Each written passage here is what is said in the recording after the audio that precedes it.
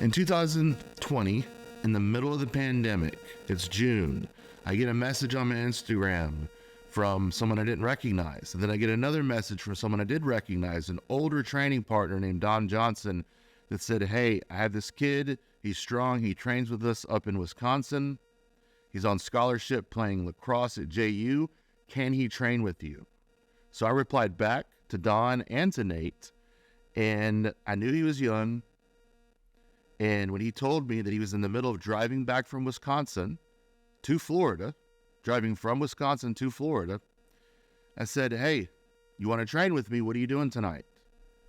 And he said, well, I'm driving. I said, well, when do you get back? He said, 5 o'clock. I said, we're training at 6. If you're serious about training, I'll see you at 6 o'clock.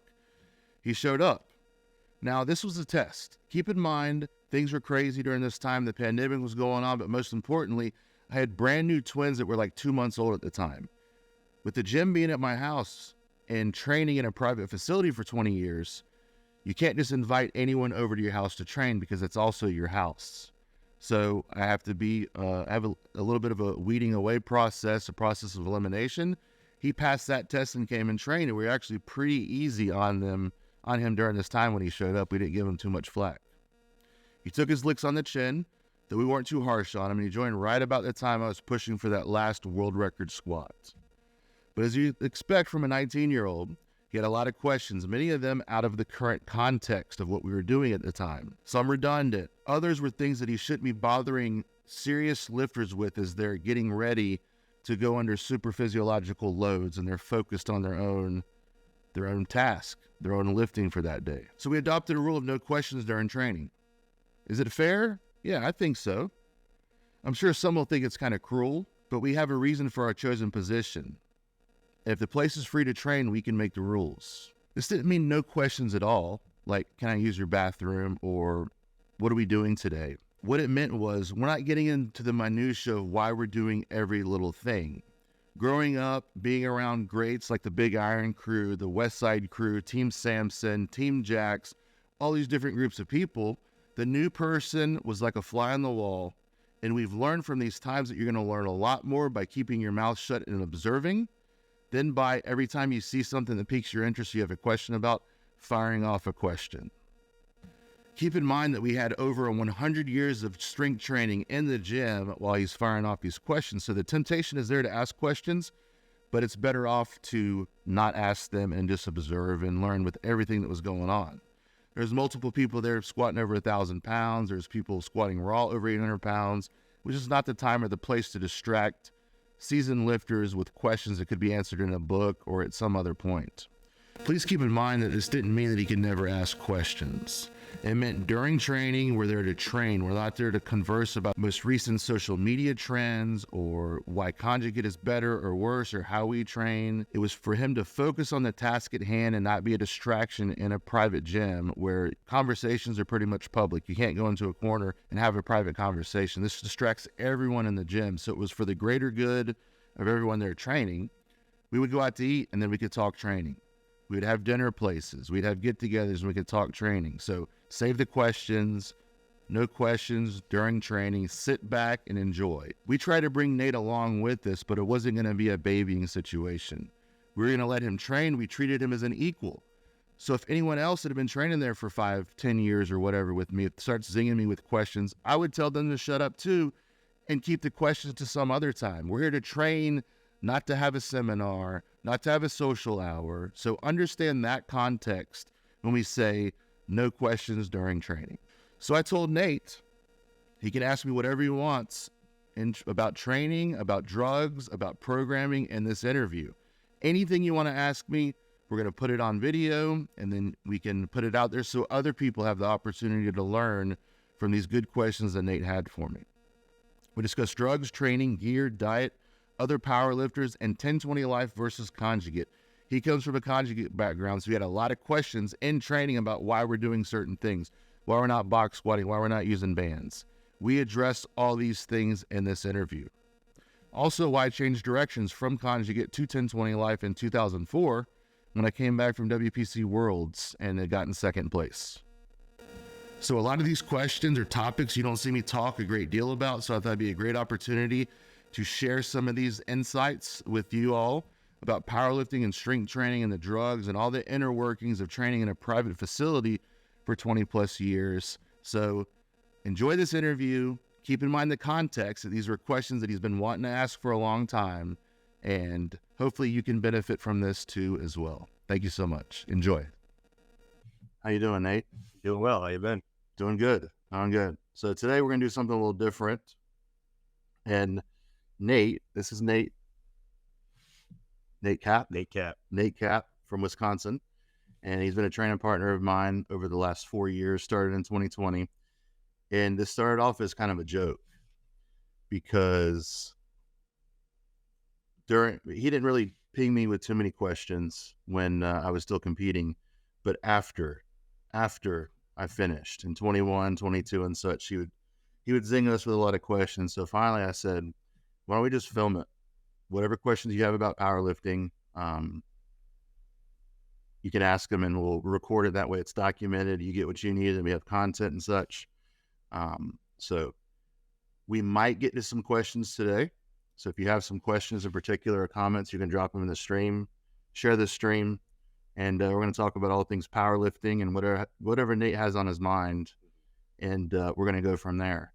So, Nate, you got your questions here. So we're talking about powerlifting, drugs, gear, all those different things. Not the typical stuff that we've been talking about a lot on the channel. Mm-hmm. Maybe we'll do some from time to time, but take it from here. Yeah. So, I mean, the first one that really stood out to me, because I know you kind of used to talk to me about how you started in bodybuilding and that turned into powerlifting when you finally switched. And that's kind of where I started as well when I first got into the weight room. So I was just curious, what made you want to make that switch when you were bodybuilding and you're like, all right, it's time to go all in powerlifting. What made you want to choose powerlifting long-term over just bodybuilding in general? Well, I actually started off powerlifting. So in 99, I did a bench press meet on the beach on the Gulf of Mexico in Bradenton. So that was cool. We actually have the picture of the trophy that I won there. But I got started there, and it's an interesting story about how I got started because I showed up to help one of my friends who was a fireman. They competed in the Police and Fire Olympics. They basically just did bench and deadlift. They didn't do a full meet. But he was also pretty competitive, so he did different meets around the city and around the state. And so he was warming up. And I decided just to jump in that day and competed. And some monster ended up beating me. I got second place. I think I benched 335 or something like that with a pause. This guy was 19. I was 17. And I think he benched 365. And he weighed a bit more, but he was, I don't know, looking at the formula, maybe I should have beat him since I was a bit lighter. But nonetheless, he benched a pretty easy 365. So I liked it. I liked the fact that I could go in and lift and it's less subjective. So I did a few bench meets and then I decided to do some bodybuilding. Bodybuilding interested me. You know, I grew up around Dexter Jackson. I saw him when he was just an amateur and then a pro. And then, of course, he ended up winning Mr. Olympia. And we actually have a podcast or conversation dropping with the same person that got Dexter started, got me started, who was buddies with Lee Labrada. Lee Labrada, second place Mr. Olympia in 93, I think, to Dorian Yates or Lee Haney.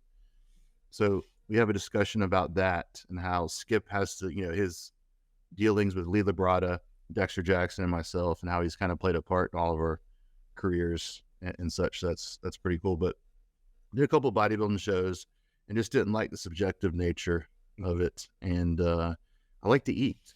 You know, I like to eat, and the diet's not fun. Yeah, the diet's not fun, and all the tanning and posing and stuff. I just didn't really want to. I did two shows in 2001, and I decided after that I wanted to get really into lifting. And so I knew I wanted to add some size, and my legs and my back were lacking a bit. So I got right in and actually started deadlifting for the first time. I didn't deadlift until like 2001, but I squatted and I benched, you know, going back to the mid 90s. I really got fired up after the competition and just went all in with rowing, deadlifting, and just putting mass on my back and my legs. And pretty soon I was squatting, you know, 4 or 5 for 12 reps, just a belt, walked out, and not really putting much effort into it. And just really liked the idea of lifting heavy weight, eating relatively what I want, and then going to the competition and just, you get to lift or you don't. Now I know there's judging standards and there's subjectivity with that stuff too, but it's not quite the same as, I don't like your skin color, you're too pale, or I didn't really, your tattoos are distracting. I would have given you first place, but your legs are too lean compared to your upper body. All these weird things that happen, and those that have done bodybuilding or follow bodybuilding know that it's very subjective. So I just jumped in and never looked back. Never once looked back at bodybuilding and just went all in. And the whole idea of having a competition on the beach, white sand, blue water, bikini Hawaiian tropic contest in the middle, and just lifting big weights, awesome. Yeah. Compared to a bodybuilding show, it's stinky in an auditorium. Everyone smells like Bengay and Protan. Yep. And it's just, now powerlifting meats stink too, and we can talk about that. But the bodybuilding is it's expensive and it's a full-time job if you're going to do it right. Not that powerlifting isn't, but once I got a taste of the bug of powerlifting, when I really started to put everything into it, I just never looked back. So I don't regret never going back to bodybuilding. Okay.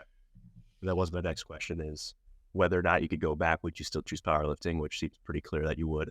Yeah, I wouldn't change anything. Maybe I would have done another bodybuilding show. I never really too much thought about it. It's a good question. I love powerlifting and never looked back.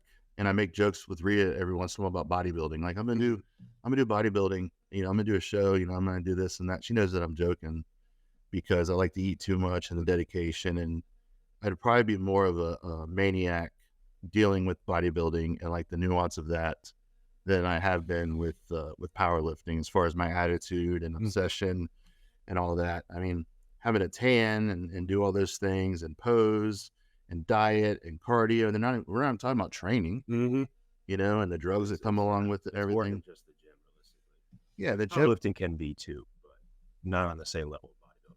Yeah, and we could talk about that too. How powerlifting is, it's pretty exhausting too. It just depends on what poison you pick. If I could go back, I wouldn't change anything. Maybe I would have done another bodybuilding show or two, but I do have a lot of regrets in powerlifting. A lot of regrets, and we could talk about those later on if you want. If you want to make a note. Start talking about biggest regrets maybe here towards the end, but yeah, I would still stick with the powerlifting. Now, another thing that it could change. It could change a couple years from now. I've been retired for 4 years, and I hit the big squat October of 2020 during the pandemic, and I quit right then. And some people may think that, my body was wrecked or some of these different things. Well, in some ways, yes, I have cumulative trauma of powerlifting competitively for 21 years leading up to that squat.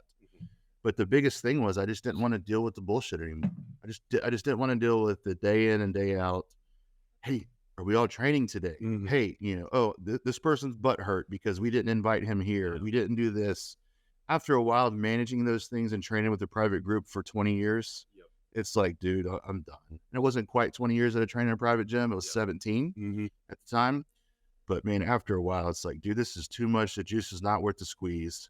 It didn't help that I tore my bicep off a month before. Were you there when I tore my bicep off? Yep. Were you? Yep. I got it all on film. I'm sure you still have it on your phone somewhere. So we can talk about regrets as a powerlifter. People might be curious about that, but this is your interview. And I want to say this, regrets of powerlifting. I want to say this. So I do have regrets, but I met a lot of cool people. And initially when you and I connected in 2020, one thing that, I give you a hard time, one thing impressed me about you was, and I'll do this to people, especially when I was inviting people over to my house. You had messaged me, and actually Don had messaged me the year before, but I missed it. So for the 2019 lacrosse season and lifting season or whatever, I just didn't see it or forgot about it or whatever. So in 2020, I think Don reached out to me again, told me about you. So I hit you up on Instagram and said, hey, we're looking for new people. I'm going to make a push. I kind of knew it was going to be my last push, but I wasn't for sure. If I would have went and bombed, I wouldn't have quit on a ball. So you drove all the way from Wisconsin to Florida, and I knew you were driving. And I said, hey, how important is powerlifting to this guy, this kid? At the time you're 20 or 19. So I said, hey, we're training tonight. Why don't you come out? And you were there. You showed up after a long drive. I think you may have stopped. How long was the drive from Wisconsin? It's about 17, 18 stops. I think we went like 7 hours the first. And you like drove from Kansas or something. Yeah, something like that. I don't remember exactly what it was, but it was a long drive.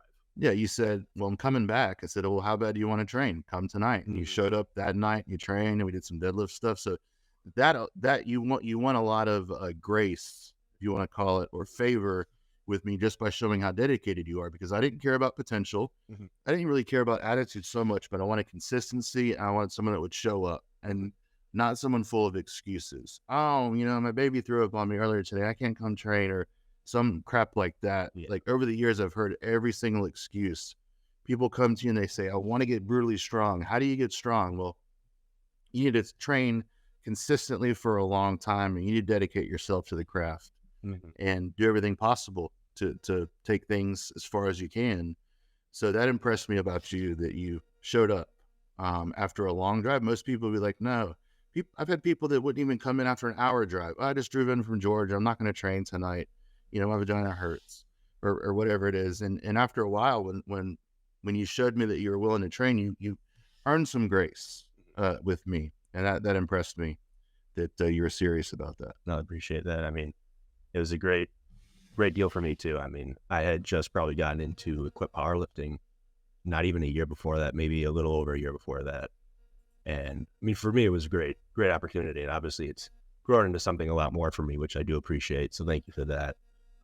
But I guess that kind of goes along with the next question too, of like equipped powerlifting. You're talking about training with a group, and I feel like a lot of powerlifters nowadays, a lot of them are raw. A lot of them just do sleeves. They train solo, like a lone wolf session. They do everything on their own, record it, post it to social media. You don't really see groups of training. And I think sometimes people make that, or don't see the disconnect between how important having that group is for equipped lifting. But realistically, over that time, I mean, when you started, equipped wasn't equipped, right? There was just powerlifting. Was equipped fully sanctioned yet? As it was Multi-ply its own thing when you got into it? It was at that point, correct? So when I did that bench meet on the beach in '99, there were guys wearing denim shirts. Yep. There's denim open back double denim, Inzer shirts, Karen Klein, Franz, all these different companies made denim shirts. And the first one I did was an APF meet. Okay. So pretty much there was no raw division. It was all equipped. So back when I started, there was the USPF, which was the segue at the time, and it was off and on, USAPL, USPF, but near me, the choice was USPF, which was single-ply, and then APF, which was multi-ply. Okay. Those were the choices I had. And USPF was up in Georgia. APF was here in Florida. At the time, the WPO and APF was getting started. I think the first one was in 99 or 2000. A lot of people don't know, but Ed Cohn and Steve Goggins lifted in the first couple of WPOs. And that's when they were giving out $10,000 per weight class for the winner. So 60, 48, 65, 81, 98, 220, 42, they all won 10 grand the first. So of course Ed showed up and just took a couple of lifts and won, And it's funny, he said that he never felt like he got any more out of a multi-ply suit.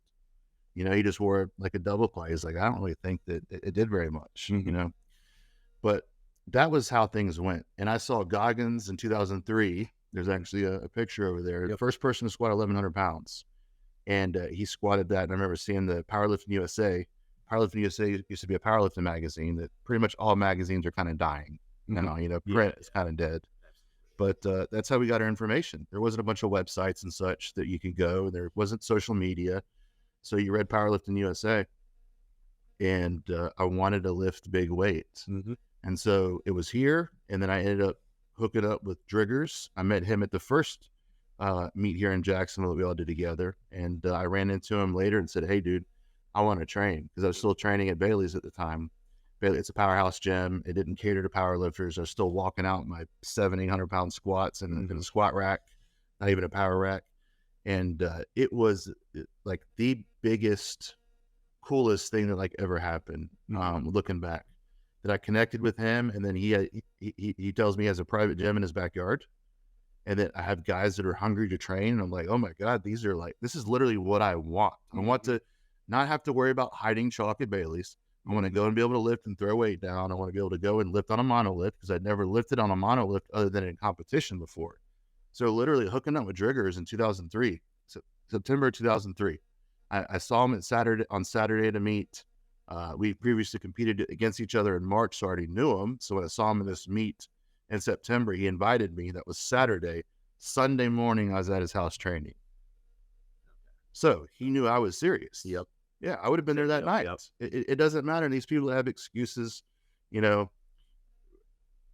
you either do it or you don't at the end of the day.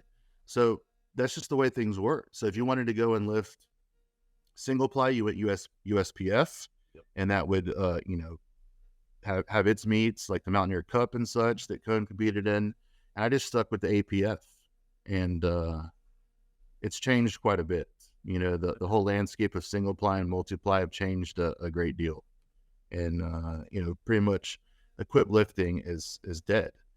But when I was competing up until about 2006, 2007, especially, the people that didn't wear equipment were people that just didn't know how to use it. Now, some multi-ply people that I knew couldn't get a deadlift suit to work. Yeah. So they would just pull raw, or they would open raw in the bench and then put their bench shirt on just to make sure. I mean, the guys in the WPO in the early 2000s would do this. Chuck Vogelpool, you know, guys that follow multi-ply in 2004, Chuck Vogelpool only got his raw bench and missed his 500 or 600 bench that he jumped to. So he was stuck with the 363 raw bench. His training partner, Kenny Patterson, was a monster bencher. He benched 700. So he had benched Chuck by 300 and some pounds. Chuck out squatted him. And so Chuck needed an 815 deadlift to win the belt. And so he took his opener and passed and then said, put on the bar, whatever I need to win.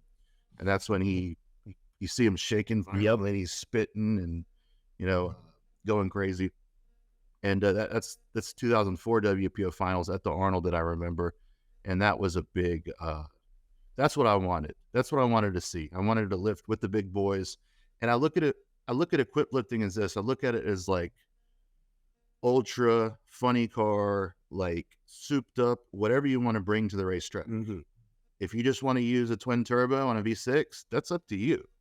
I might false start. You know, I might blow out at the finish line, and you can just scoot down the track for your quarter or your 8th mile or whatever and beat me easily. I liked having whatever I wanted to use and then master it.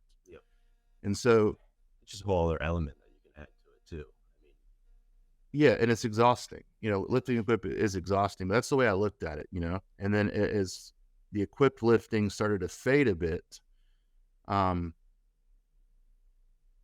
Unity happened in 2006. And Raw Unity was New England Record Breakers, 2006, up in the Northeast. You had Kaz judging, you had Ed Cohn judging, and some other legend was judging. And you had all the guys in both like the single ply IPF drug tested guys. And then you had the geared up guys like Donnie Thompson, total like 22 something. You had a bunch of different people that came and lifted. And that started like the Raw Crusade. That was like what started in 06. And people really started to gravitate towards that because you hit on this earlier. You don't need a group of people to train with. You can just train solo. You know, you don't need a big handoff for a heavy bench press. You walk out your squats, so you don't need someone pulling the pin.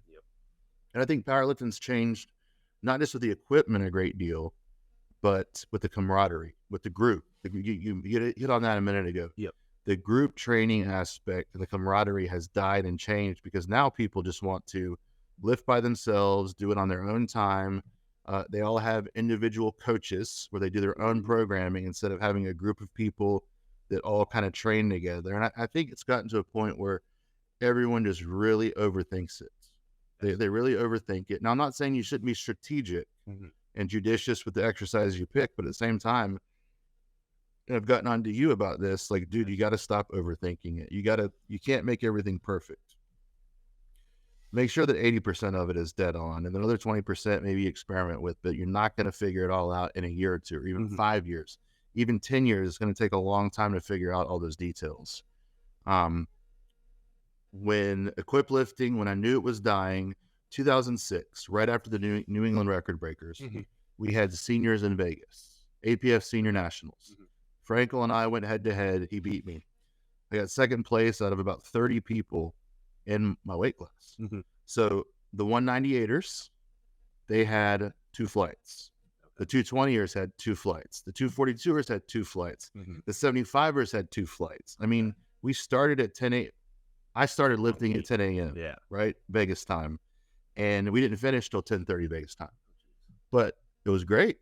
Because you had a stacked class of people that are trying to qualify for the WPO. And, you know, it was me and Frankel in first and second. And then there was a bunch of people that were really, really close from like third to 6th or 7th place. You know, we were about 100 pounds or so above everyone else.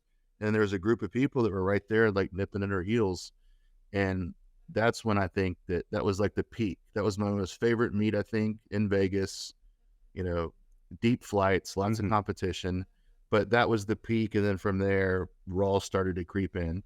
And more people saw that, hey, I don't have to deal with this equipment. You know, because you didn't have a division in APF where I'm going to lift raw. There wasn't a thing. You just lifted less weight is what you did. And it was like, hey, you don't want to wear gear, have fun or whatever. You know, people did that back then. Hell, some people would lift raw in the division and win. I've seen it. Like bench press. There's a guy here in Florida that used to come. He never was interested in throwing on a bench shirt, but he benched 650 raw before, like back when the record was like 690 or so. He was like right there. He just didn't care. You know, he just really didn't care. And so the cool thing is when you see the big raw lifters get curious about lifting in gear, and then they're strong and they start to master technique, that's when you have someone like a Dave Hoff, a Sean Frankel, and the people that I went up against, you know, back then when everyone just went and lifted gear because you didn't have a choice. It's either single or multiply. Learn the gear and possibly win, or just, And so it's changed quite a bit. And it's, you know, equip lifting has it made a resurgence? Yeah, I think so, a bit. But it started picking up steam. You know, the first guy I ever saw lift big weight raw, at least on a squat, was in 2006. And I was at the North Carolina APF meet. And Sam Bird was lifting. I just met him there. There's a picture of us looking all fresh, and that we could put up or share. Anyway, we have our shirts off, looking good. Both lifting at 220. Obviously, he didn't beat me, right? Because he was lifting raw. But funny story is, I see this guy at Super Jack. He's from Tennessee. Introduced himself, you know, and I never really heard of him before. And I see his opener, like in the back warm of him, he takes like 650 or 7, no sleeves or nothing, and just slams it. It's like, who is this dude? He looks like a freaking bodybuilder. So then we go, and I'm watching him squat. I'd already hit my squat, my opener, and some off to the side. And I look, and he looks strong. He picks it up. Sam probably is like the best squatter of all time, I think. Really? Yeah, I think so. I mean, he had world records. At one time, he had all 3 at 220, 42, and then, 98, 42. Sorry. 98, 220, 242. And 98, he had the 1050 squat record. At 220, he killed my record of 1030 with 1105 or whatever. Then at 42, the next weekend after the 221, he hit 1110 or something at 242. And those were the records for a while, so he had all 3 of them at the same time. But I see him take his opener, and he completely pancakes and just gets bent over with it. And so I go over, I'm like, dude, what happened? He goes, I was squatting and saw these super hot chicks in the front row, and I started staring at them because the girls' boobs were hanging out, and then it just completely just folded me over. So I thought that was funny, and we kind of hit it off after that. And he ended up squatting 770 naked knee at 220. And Sam, very helpful friend, and we became good friends after that. He would come to Jacksonville, we train. I try to help him with his bench and his deadlift, and he gave me tips on cutting weight and squatting. And Sam started gravitating towards raw as it grew, but he also lifted in multiply. Did really well in multiply. Totaled over 2,500 pounds, squatted over 1,100 pounds. So really, really strong. But that was my first time I saw someone squatting in competition, like 220 or 800 pounds. And I'm like, dude, you're going to blow apart. But, you know, we can talk about that. As long as no one gets injured. But definitely, I guess that really does segue great into my next question of, I mean, we mentioned all these different lifters you lifted with growing up, and these different lifters that you got to learn from, but who was your rival? Who did you fear going against? Like, was there one specific lifter throughout your 21 years of powerlifting where you were like, you either got maybe nervous or you just didn't enjoy going against someone, or it was just like a head-to-head rivalry? Anyone pop into mind? A bunch of people. I was scared of everybody. Everybody Yeah. was a threat. I was scared of my Yep. training partners because I trained, man, iron sharpens iron, and the training partners I had from 03 to 13, 14. Clint Smith totaling 2,500 pounds. Dondell Blue totaling 2,500 pounds. Drew's totaling 22s at 98.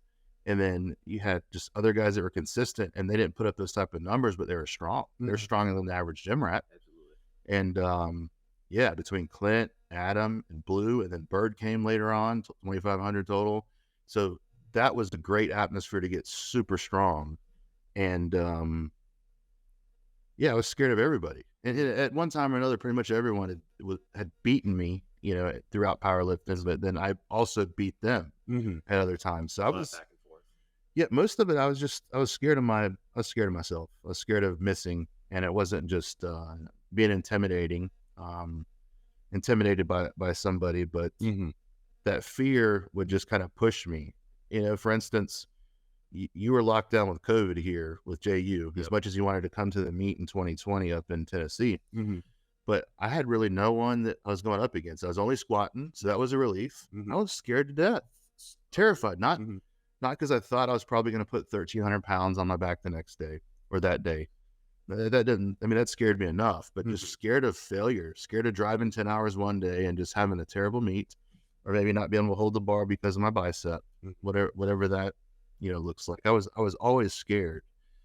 As far as like competition, where, man, I really wanted to beat people. There's two people that I never beat, and it still haunts me to this day, and this could be one of my biggest regrets. I never beat Frankel. We tied. In 2006, when powerlifting was still, multi-ply was still huge and big, before it started petering off as Raw started to take over. We lifted at the WPO finals, and it was held in conjunction with the WPC Worlds in Lake George, New York. And so we double entered. I was in WPC Worlds and WPO.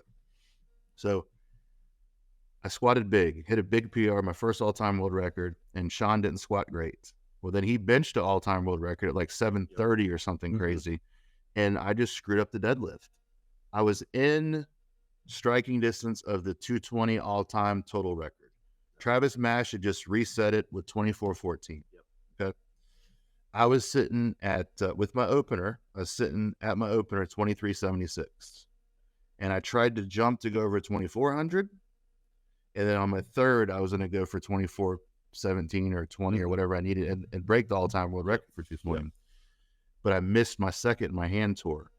And instead of taking a jump that would have secured the win, I jumped to 2,400 and missed it twice. So not only did I not break 2,400 or break the all-time world record, I left the door open because I had a lead on Sean. And Sean was acting like the meet was over with. He's like, dude, I can't pull with you. It's over. I got you at seniors. You got me today. A little bit of psychology he was trying to do with me, but I wasn't like having it, And he tied me. He knew that I weighed in heavier than him, and he didn't have to lift another pound more than that. So he pulled a second attempt to win, missed his third, and then tied me, and he won WPC Worlds and WPO semifinals. And that hurt a little bit because it was my dumb fault. I should have went for the win and then looked for numbers. So the people out there that are just after numbers, man, when you have a deep competition with 20 some people in the middleweights like we had, the WPO and the WPC, you got to go for the win. Absolutely. I'd already had a world record that day. I got greedy, and it cost me. And I tore my hand and couldn't pull two deadlifts and got stuck in second place, tied for second. So that hurt. So Sean was, the thing about Frankel, and a lot of people may not know or may not have watched him, because he actually retired on a very high note in 2010. He totaled 27:10, I think, or 27, something like that. 27:10 at 220 at a light 215 or something like that. He didn't even weigh 220, and he quit. He quit after that meet. He competed a little raw since then, but that's when he quit Multi-ply in August of 2010. So a lot of people that are watching this or listening to this don't even know how strong Frankel was. He broke that 220 record by like 170 pounds. he just annihilated it. And it still sits there to this day, 14 years later, 27:10 at 220 or whatever it is. It's still there. It's still incredible. And he's got 26:30 and 198. And Sean and I became best of friends. He helped me with my bench quite a bit. You know, even going into the meet that we tied, he invited me up to Nebraska, and I worked with Rick Hussey, legendary strength coach up there. And he helped me with my bench. I had a 33-pound PR on the bench that day at the meet. And his squat was not good. So that was my day. And to show what kind of people they were, were the big iron guys rough? Yes. Did you want to cross them? No. They choose my words carefully, but that people around, people know. There may have been some people that disappeared at some point, but didn't want to cross them. But man, Rick and Sean and all those guys invited me up, even though I was competing against their boy. He was their boy, you know. And we tied, and I guess that's a pretty good outcome for them, but not so much for me. I was unhappy about that. But what was I saying about Sean? Yeah, so he retired on the high note, 27:10, and kind of rode off into the sunset. A lot of people don't understand, like, he was truly fearless, and that scared me. It scared me because he wasn't scared of getting hurt. He would be in my corner. He would help me with, since then, and even during that time, he'd be like, come on, let's get this. And I would have fear in the back of my head. I don't want to blow my tricep off. I didn't want to blow my back apart, which I ended up doing anyway. He didn't care. And we had a recent conversation about this, and he goes, dude, I'm starting to realize that when I would think you're just being too passive, I realized that you're being smarter. And I was just, I've had 7 surgeries since I retired, tricep and back. And, he's been pretty beat up. And he's like, dude, I'm starting to think that you were right a lot of the times when you didn't train quite as hard. And I said, well, we can have a discussion about that. I think that sometimes I erred on the side of being too cautious. And maybe at times he was just too crazy. There's a happy medium for sure. But Frankel was a freak, and he could bench, 550 raw or something like that, or more without much training. He has done that in competition. And then, as things progressed from there, you had Dave Hoff that was coming up in 2008 at the Pro-Am, that at like 19 years old, totaled almost 2,500. And I was looking, I'm like, if this dude like figures out a couple things, he's going to be a freak. And Lou had been telling me about it. He's like, this is Neutron, this is, I'm like, okay, and at the time, Panora was the man. And Panora is the other guy that I never beat. So those are the 2 guys that I never beat, Frankel and Panora. I had Panora beat at the Pro-Am in 2008, and I tore my bicep on my opening deadlift and held on to it. Had to pass my next 2 deadlifts and held on to second place, but he went on, and that one hurts a little bit too. But whatever. But Frankel, intimidating because he was fearless. And these guys like Frankel and Hoff, when they can bench and squat world records, it's so hard to beat. It's so hard to beat. It doesn't matter what they deadlift within reason. Hoff could still deadlift. Frankel could still deadlift. And it just wasn't going to be the top deadlift of the class sometimes, but it was still good enough, and you deadlift for total. It's a means to an end there at the end of the day. So, and then you got Hoff. Hoff later after 2008, as he got stronger and figured out his squat, remember in 2010, he started figuring out his squat, and then his bench jumped from 800 to 900 to 950. Then come 2011, I was still out squatting him, but he was out deadlifting me too, and then out benching me by like 180 pounds. And so Dave, I don't know if I could say that like he's, if we look at like all-time great powerlifters and stuff, to me, you got to look at it like the NBA or MLB or even like NBA, NFL, MLB, like eras. Like, don't compare Barry Bonds to Hank Aaron. It's a completely different era. Different game. Different game. Basketball too. Don't compare LeBron and MJ. Like, we could have a talk about it, but I think that Dave in the modern era, obviously in Multi-ply, the greatest to ever do it, and to do it so well and to master the bench like he has after squatting world records, and then being able to deadlift 800 pounds after all of that is insane. And for him to do it for that long, in the last 14 or 15 years without being beat and being consistent, I can't say that it's, it's not. As far as modern eras go, number one, regardless of discipline. Raw, single, I think Dave has to be considered the best. Now, of all time, we can have the Michael Jordan conversation because Jordan had 6 rings. He was 6 for 6. Ed Cohn didn't lose for 20 years. Hoff hasn't done that.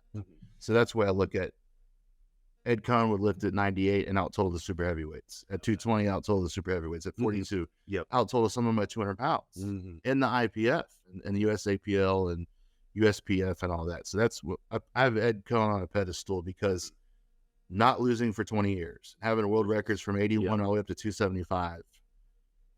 Until someone goes undefeated and not losing for 20 years, I don't think that you could dethrone them as the best. And all the titles he's won, he could do all 3 lifts very well, squat big, bench big, in a shirt or not.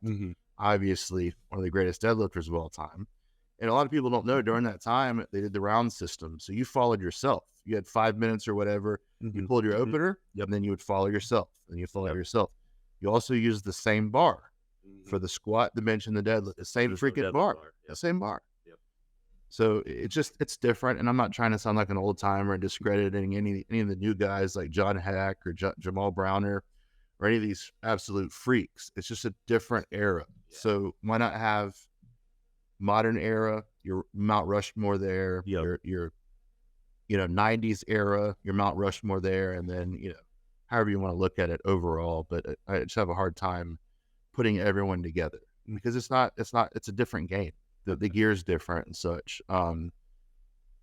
It's so watered down because everyone competes, and you have even the raw people now, and I don't pay a bunch of attention to it. I see enough if I'm helping somebody, but I try to stay out of it.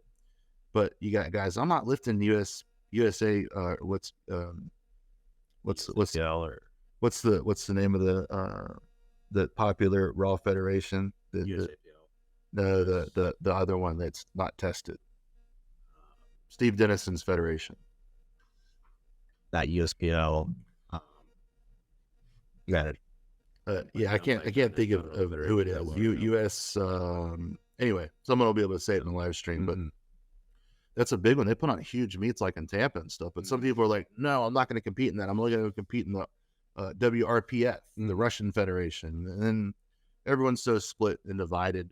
At least at one time, powerlifting was either single-ply or multi-ply. And if you wanted to be drug tested, you lifted in this federation. If you wanted to run what you brung and wear what gear you wanted within reason, you lifted in multi-ply. Well, now you even have people who will only choose meets if they have a certain specialty bar. Like I know some people who will only do a certain meet if there's a certain deadlift bar for them. Like it's become it's become more picky. It's not just who's the strongest. There's so many different variables to it, it seems like. But I mean, we kind of touched on that with your Mount Rushmore powerlifting. Like, sounds like you got Hoff on there. You got a few other people that you were thinking about. Who would you put on there for the top 4? Like, I mean, you have all the eras, but I guess your era. I mean, the era the people you trained with, you went against, the people you looked up growing up to. Who are your 4 best? Whew. It's a tough question. Yeah, but it's tough.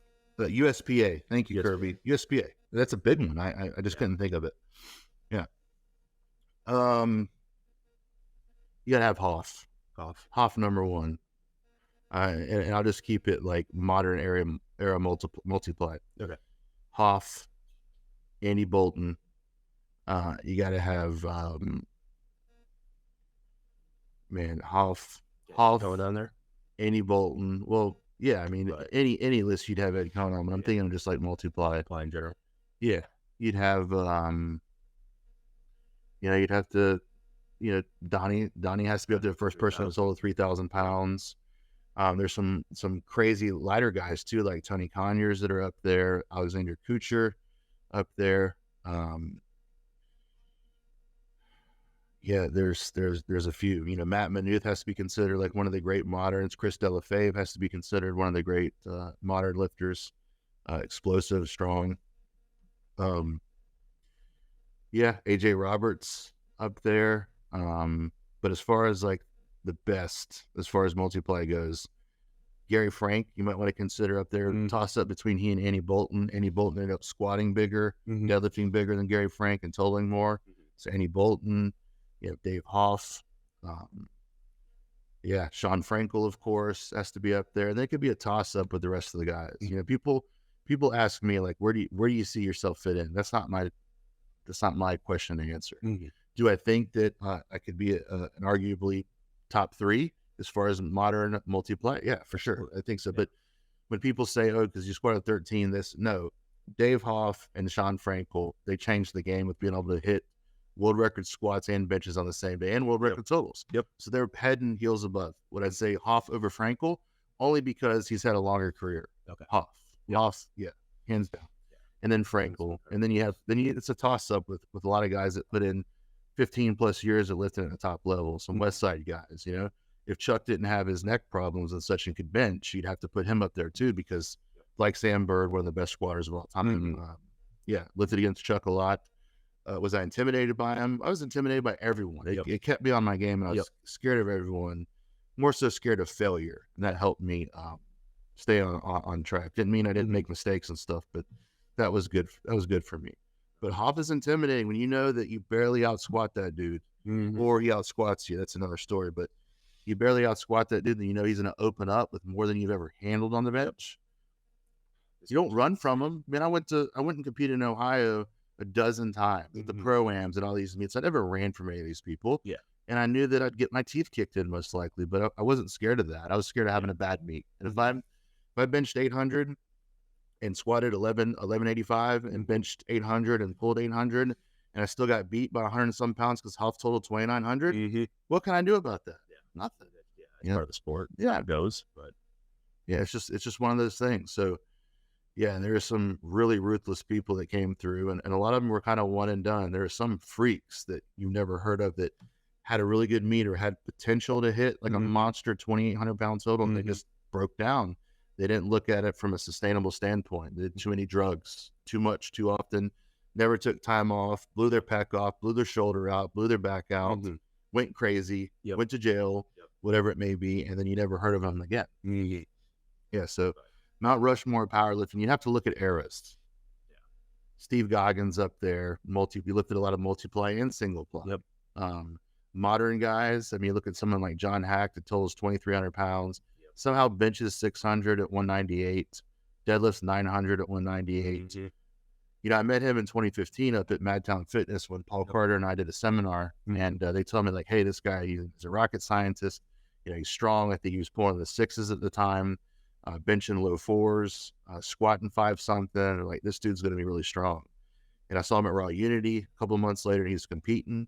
He got stronger. And the next thing you know, dude just listen USAPL for a little bit, wins that, does really well. And then obviously he changes his supplement protocol and such.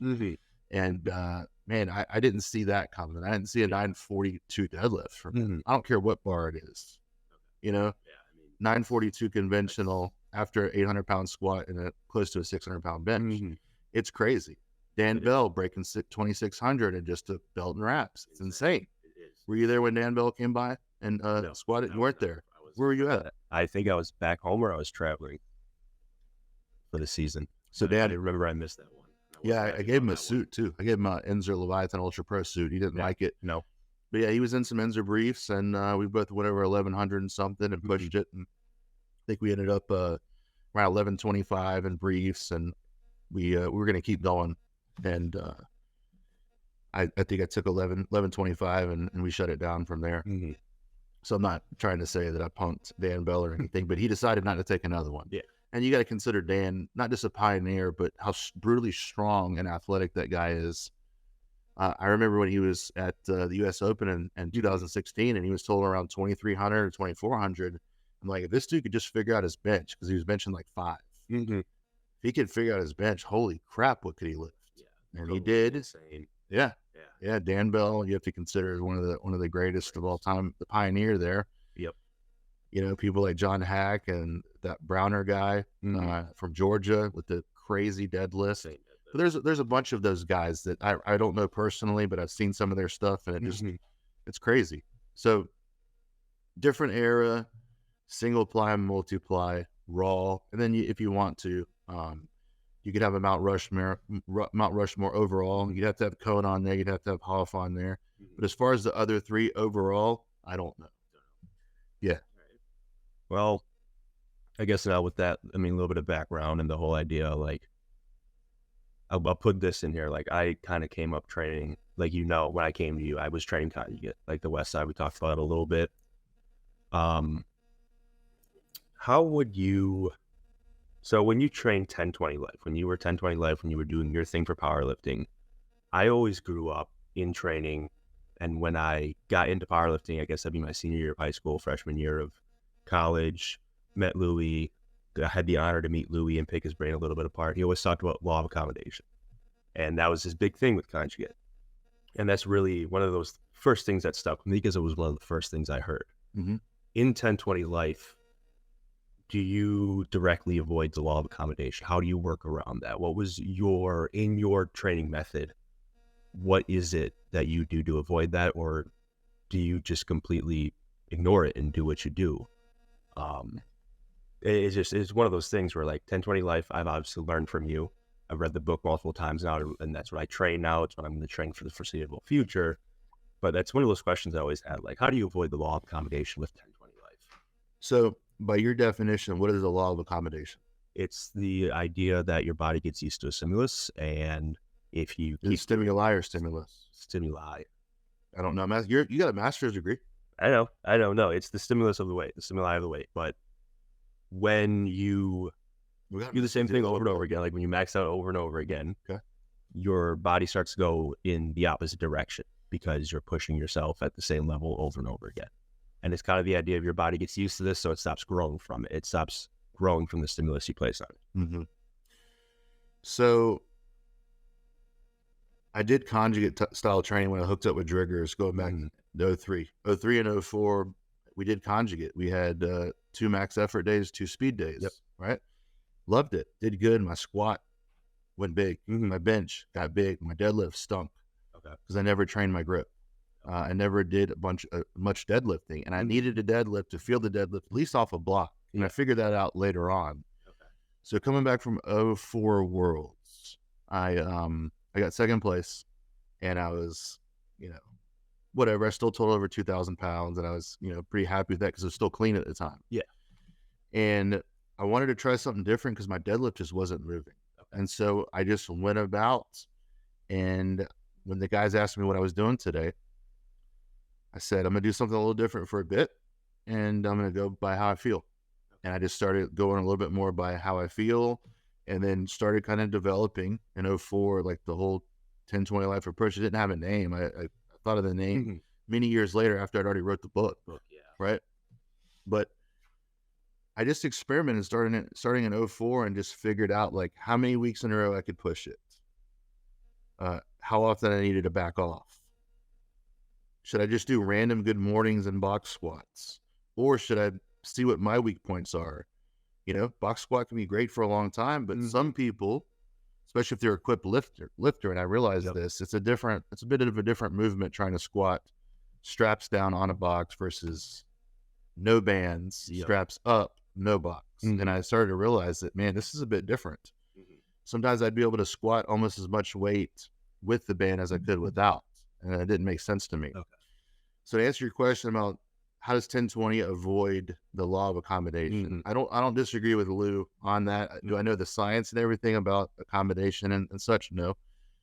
But how I work around that and my own idea and not putting it the same way is we stagger intensities. We stagger volume. We stagger deloads. So max effort is literally going 90+% every week on different movements.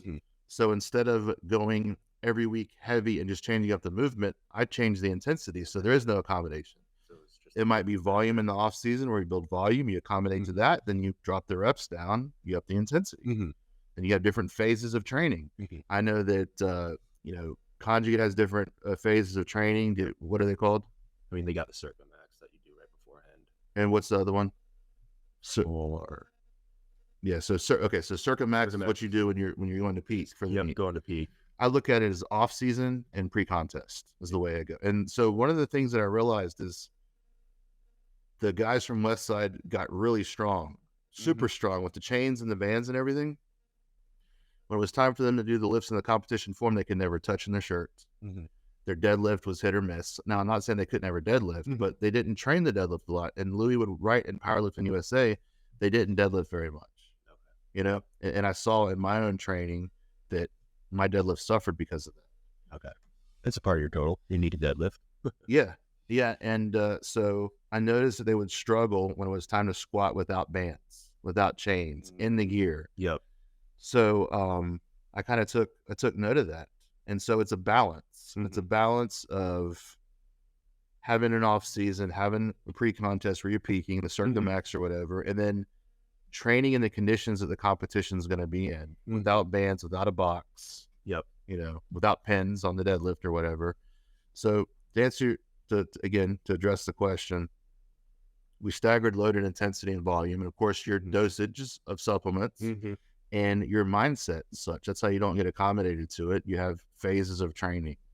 And in the off season, the 10-20 life, you build out more volume, you attack weak points. And that's the time where I would still use bands and chains in the off season. I was going to ask you that, like bands and chains, like, because when I first got here and started training with you, I was doing the full max effort, different specialty bar, bands, chains every week. And that kind of went away when I first got here. So yeah, how did you use bands and chains specifically to benefit you, but not maybe have that negative effect that you saw happen using it long term?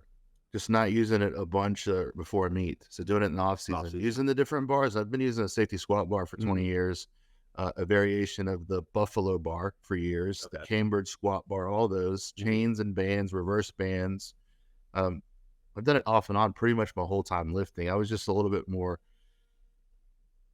I would use it less when going into a competition, but I would use reverse bands going into a competition because that doesn't really change the dynamic of the lift at all. It just lightens it into the bottom and it comes out of the bands. Instead of the bands will staple you in a groove, almost like a Smith machine, right? They give you bench pressing, it stabilizes you. Chains destabilize you. So the way that the West Siders would approach the Circumax or whatever, you know, they do bands for a while, then they're getting closer, they'd move to chains, and then they go to free weight. And then I know later on, a lot of the West Side guys, including Hoff, would get in his gear a lot more often with straight weights. And he got that from the big iron guys in Ricussi because they were coming and Frankel was out totaling everyone by formula. And so I'm sure it like piqued their interest. So they collaborated a little bit. You know, I'm sure Lou didn't change too much, but also Hoff trained on his own at night and kind of did his own thing. The dude comes off as like happy-go-lucky, like doesn't really, he's funny. He's a funny dude, like could be a freaking observational comedian in my opinion. But you think because he's so lighthearted, oh, this guy's kind of a goofball, whatever. He's freaking smart. He's smart and he knows how to train, and he doesn't care about social media.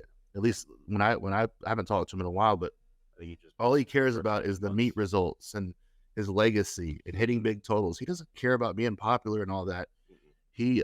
And that's what makes him unique. And so he didn't train in the morning crew with Westside, and that I'm sure it caused some problems and such. Yeah, I've heard some of those stories. But he deviated and did less of the beating the crap out of yourself all the time with 5 bands and doing, you know, the box squats and all these things and just beating yourself to death. You know, I've talked to Lou about these things. I've talked to Dave, and I'm sure, you know, Dave, he would have been willing to do all that stuff if Lou would have been willing to pay for all of his medical bills and all these things. He would have went and trained with the morning crew, but it's going to get expensive with all the body work that he would need to survive training with the morning crew. So the way I used it, the bands and chains and such going into the competition, the last one that I did in 2020, so taking it back to bands and chains, I actually started using them more then because I had my gear so dialed in that I didn't have to wear it all the time. So I think that's where sometimes the West Side people they had the gear mastered or thought they did and wouldn't wear it very much. And yeah, you wear your gear too much, you get soft, you get weak, but you have to wear it enough to be able to master it. So it's a balance there. So I did a lot of chain weight, and in the off season, I did a lot of heavy band weight and just worked on my raw squat with bands. Yeah. So I would still take a straight bar going into a meet, at least one out of every 2 weeks with straight weight.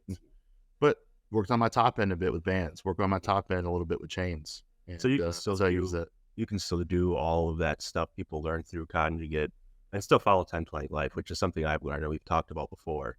It's not like 10-20 life is anti-conjugate in any way. I mean, I feel like you can use a lot of their methods and use the principles of 10-20 life and still have a great outcome. Yeah, and I think that I did a video on this about conjugate for 10-20. Yep. Maybe Bristol could drop that in the box, but it's simply changing out your main movement and maybe doing a pause squat or a box squat for a series of time, or a pin pull or a rack pull or good morning for your main movement. All in the off season. And then you should still do the assistance work that applies to your goal. Mm-hmm.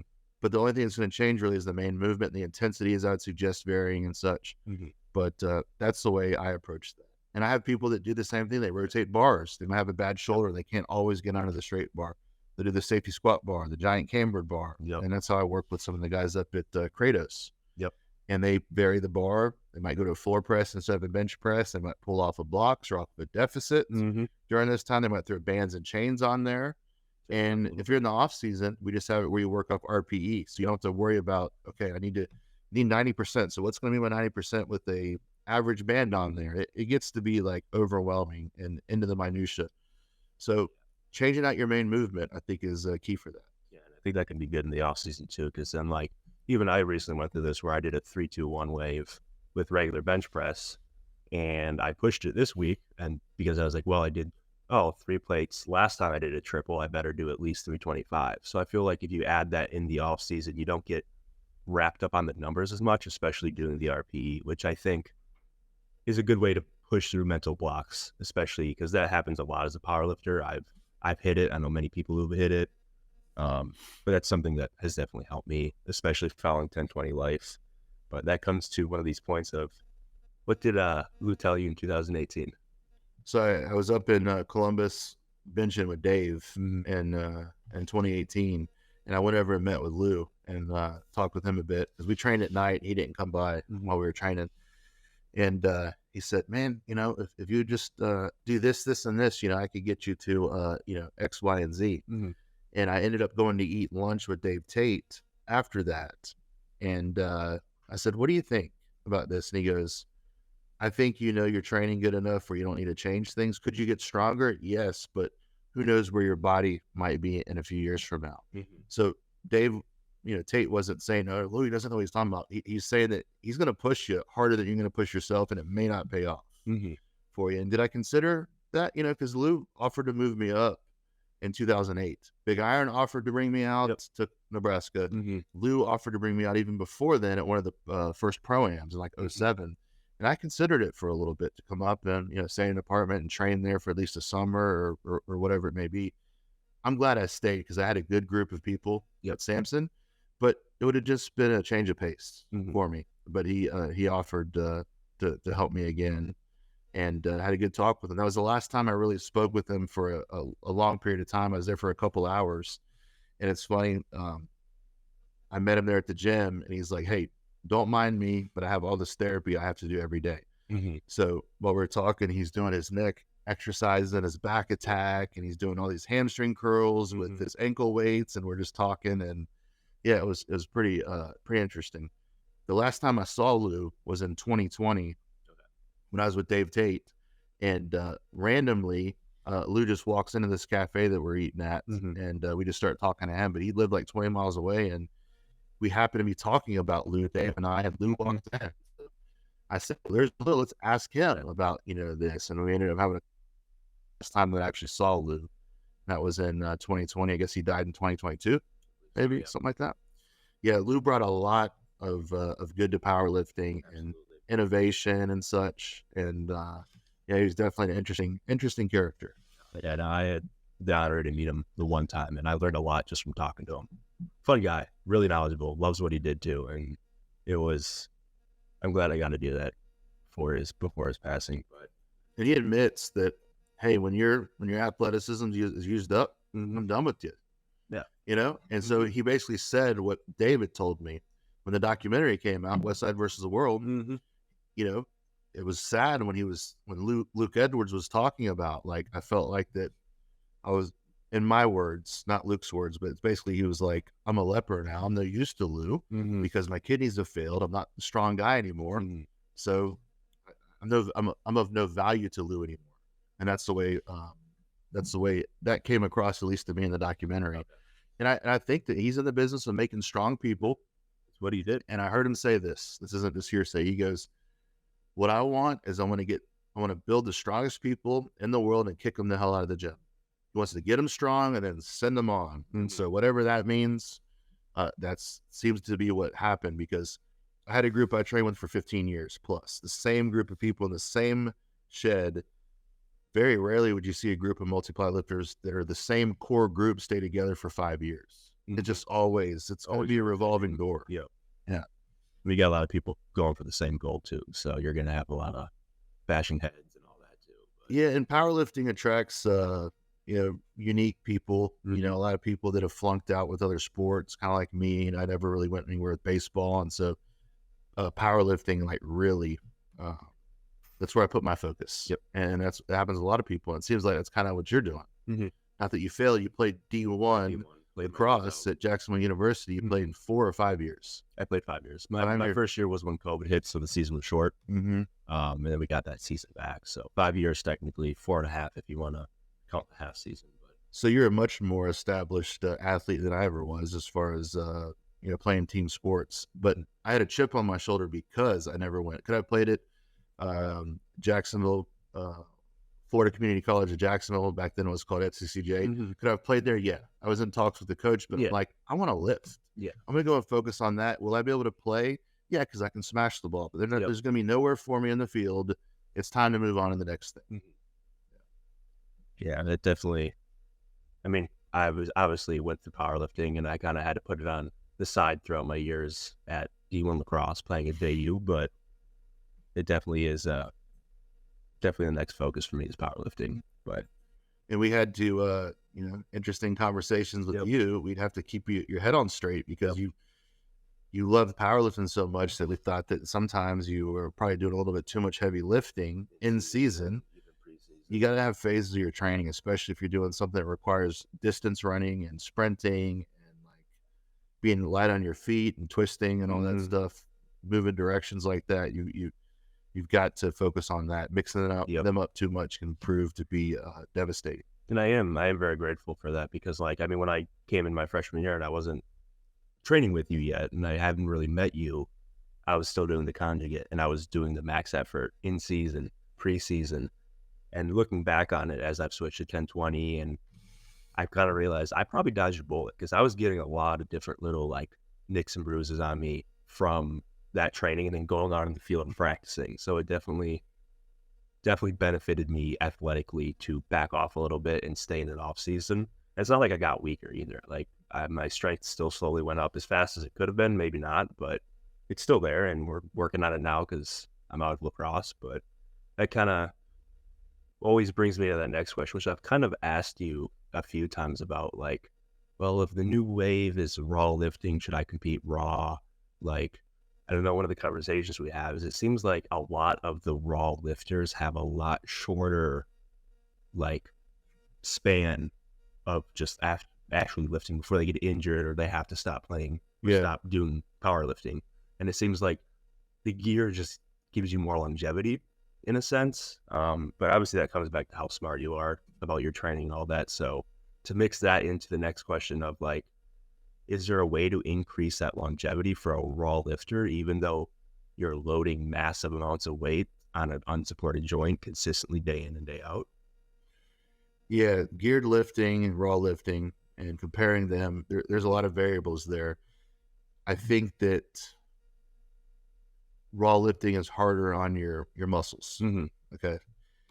Equipped lifting is harder on your joints, because you support more weight, but your shoulders and your knees and everything still takes a lot more load, and they're super loaded. Whereas raw lifter, you're going to tear your pec more likely. You're going to pop your shoulder, pop a quad. I had Paula Need blew out both of his quads not long ago. We've seen that injury where there when blew out both of his legs. I was not there yet, but I've heard the story. Yeah. And so raw lifting, it can be rough.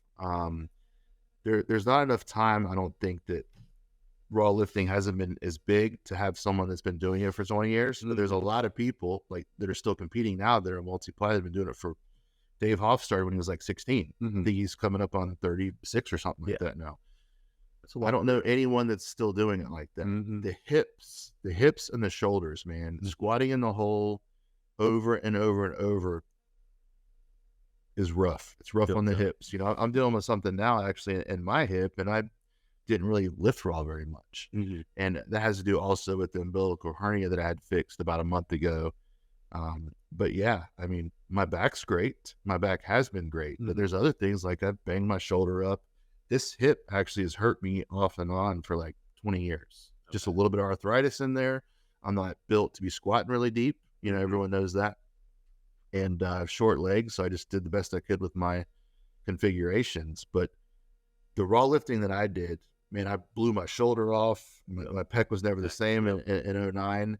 So I think that between the knees, the hips, and the pecs and shoulders, that I don't see those lifters having the longevity that a potential equipped lifter could have with a bench shirt, with knee wraps, with the squat suit, with briefs and such, the protection there. But the wear and tear will end up beating your joints up, equipped lifting. So you're kind of, it's a trade-off there.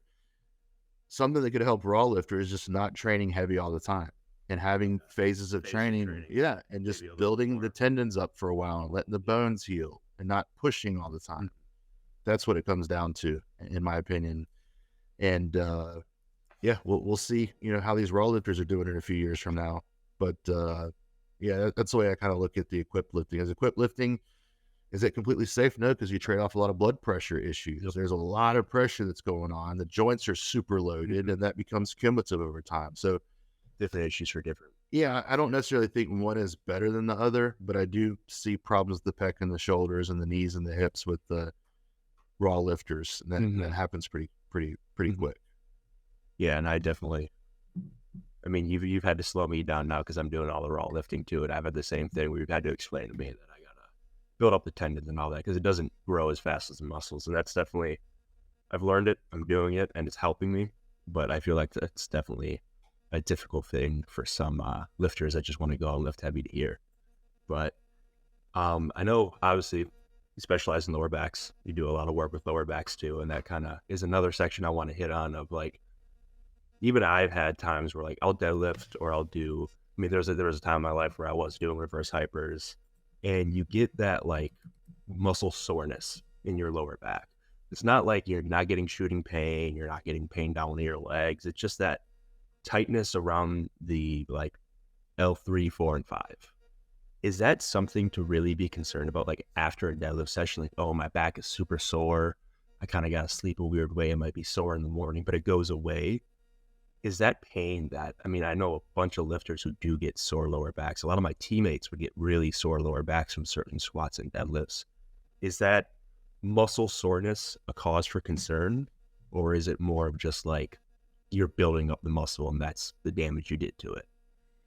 Well, it just depends. The pain isn't shooting, it's just sore and tight. I would expect that, but that's also how the injury starts typically, with discomfort and stiffness, and then it cascades into pain, and then you end up having injury.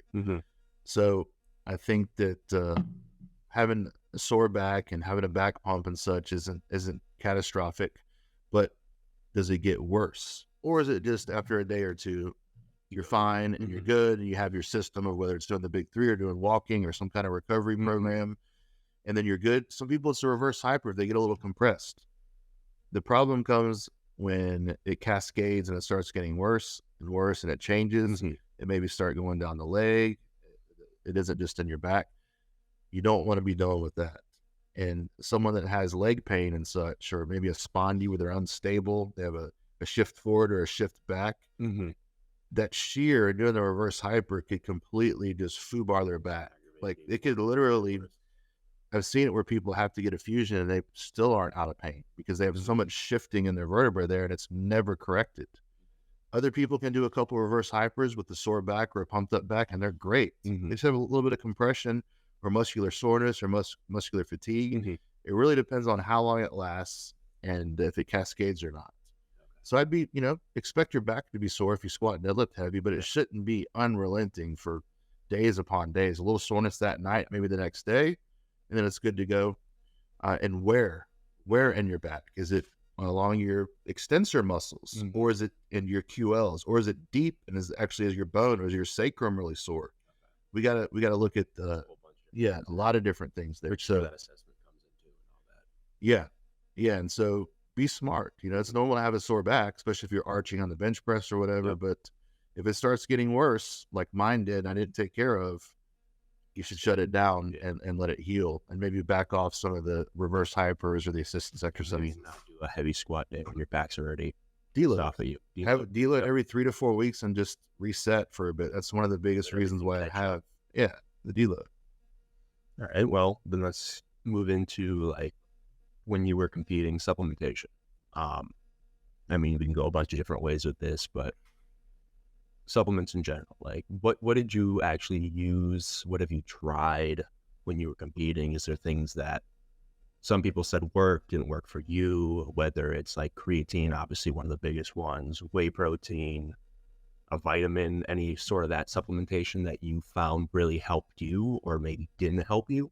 Yeah. So I used a little bit of everything. So when I benched the first 4 or 5 raw when I was 19, my stack that I used then was Celtec, Nitrotech, and Hydroxycut from MuscleTech. Yep. Okay. And I got strong. And whether it was a placebo or whatever, the creatine and the Celtec or whatever, I got strong. And I was like 195 pounds or something like that. Benched it easy, 365 for 3, 405 for 1. And that's what I used. As I started getting more serious about powerlifting and strength training, I would keep a protein supplement in. And I used different types of whey protein and such over the years, depending on who I was working with. And other times I didn't really take protein. Multivitamin, but I just tried to make sure that I got my micros from my food.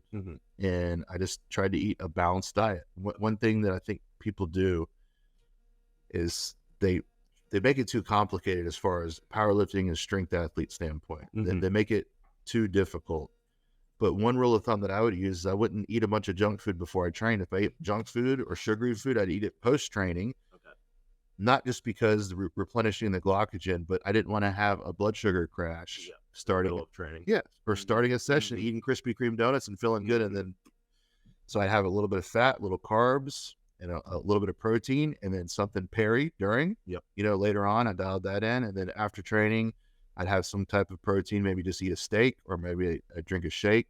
I use creatine off and on. I've tried pretty much everything from SARMs to like the real stuff to testosterone boosters and androstenedione and all those different things. But you can't go wrong with simply multivitamin, maybe some BCAAs and protein. For a powerlifter and a strength athlete, I don't think that you need too much more beyond that. Vertical diet's very helpful for people too, to like get your macros in, and everything naturally. Beef and rice, steak and potato, beef and rice, I think is the approach for a powerlifter or strength athlete. And then I guess moving right into what about the other side of performance enhancing drugs? Like, what was your favorite cycle there? What did you find worked for you? I'm not sure how old you were when you maybe started experimenting with it, but what are your thoughts on that? What worked for you? What did you hate? What would you maybe try again if you were still competing? Kind of in that era, into the moving off of supplements more into the performance enhancing drugs that we know with hard science work. Yeah, they work. And I've seen people try to dispute that they work or not. It's interesting, but it's also by people who never used them. And there's too much science to prove it works at this point, but and too much anecdotal evidence to show that it works. But look at the tested numbers versus non-tested numbers. Is that just placebo? I don't think it is. Look at the size of the person. You can't give a blanket response for these are the things that will work for everyone. But I think the best way to start is by the least effective dose. The least effective dose of intensity, volume, frequency for lifting, and then for dosages of supplementation, the least effective dose. So I started off with just taking a little bit of testosterone. Then I added in some D-ball. And then I tried some tren. And then I tried EQ. And then I tried some DECA. What I found is the thing that worked best for me was moderate amounts of a couple different things. Now, I've had times where I did all fast-acting stuff like Masteron, Tren, Prope, and it'll get you hard, it'll get you lean, it'll mess with your head some, it'll kill your hairline. There's all kinds of stuff that will do. But if you're weight restricted, those supplements can be very handy. They can also dry you out and lead to tendon tears and such. You know, I think the ultimate cycle for the powerlifter for most people would be test, DECA, and EQ with a little bit of D-ball and anadrol potentially. You know, this is just in theory. I don't suggest anyone take these illegal supplements or, you know, now they have these clinics where you can pretty much get DECA, you can get test, you can't get EQ because that's a racing horse drug. And then they just took Anavar off the market too, so you can't get Anavar anymore from the clinics for whatever reason. I think Anavar is probably the most underrated strength training drug because it's kind of got the good aspects of Dianabol, but without all the bloats. So you don't bloat up a bunch on Anavar. T-ball is also another good one. It's not going to bloat you up very much. So when I was staying leaner, I would go towards the more Masteron, Anavar, T-ball, Prope to stay lighter, less water retention. I just stay harder, just in general. And then when I was finally able to go back heavier again, I kind of went back to my roots with test, DECA, EQ, and then a little bit of D-ball and anadrol sprinkled in. And you know, the dosages range. Everyone lies about their dosages. I don't see a reason to lie about it. I've tried lots of amounts of supplements.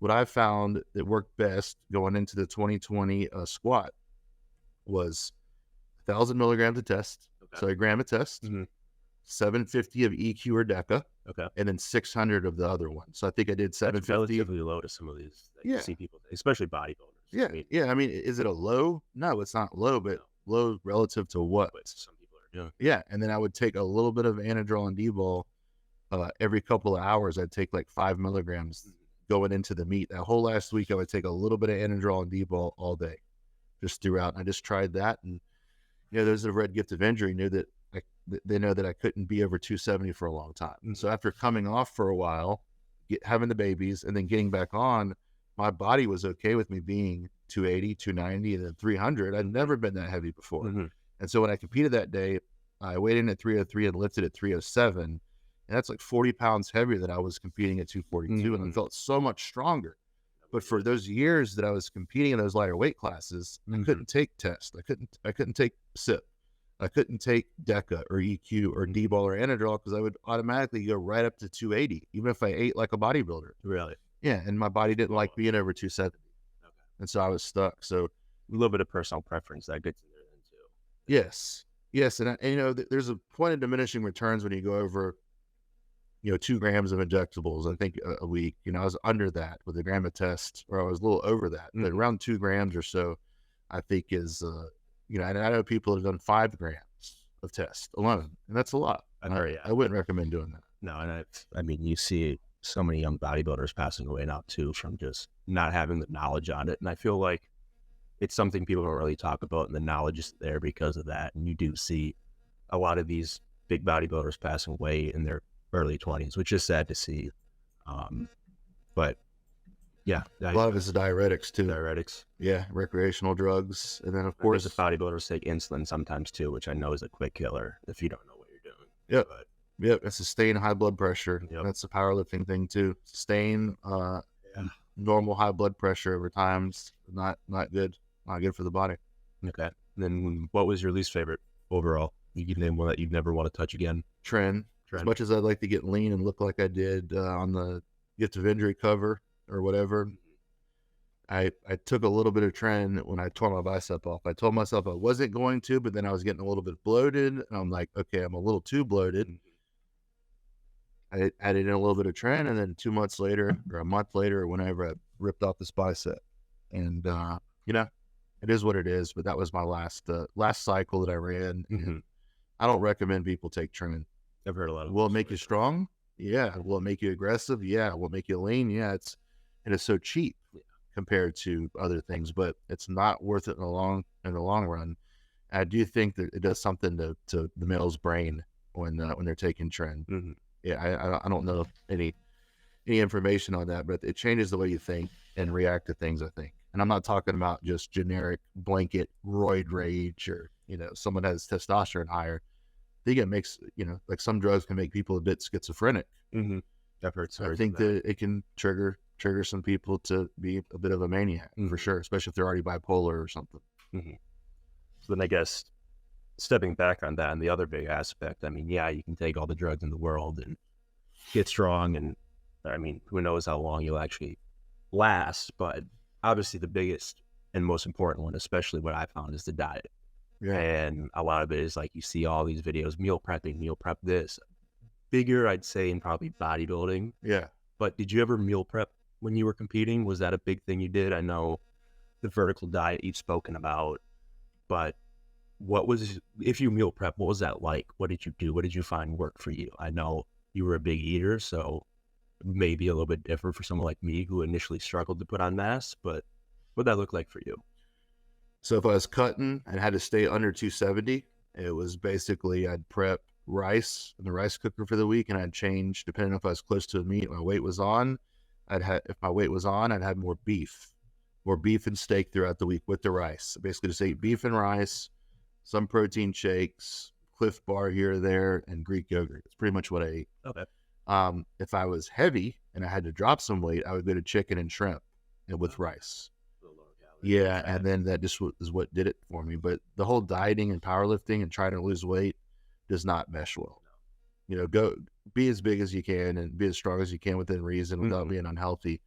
But that's a regret that I have, is so many years I was kind of stuck in between weight classes with my body not liking to be over 270, but at the same time it would hurt my lifts because I had to stay light and then drop 25 plus pounds to get to 42.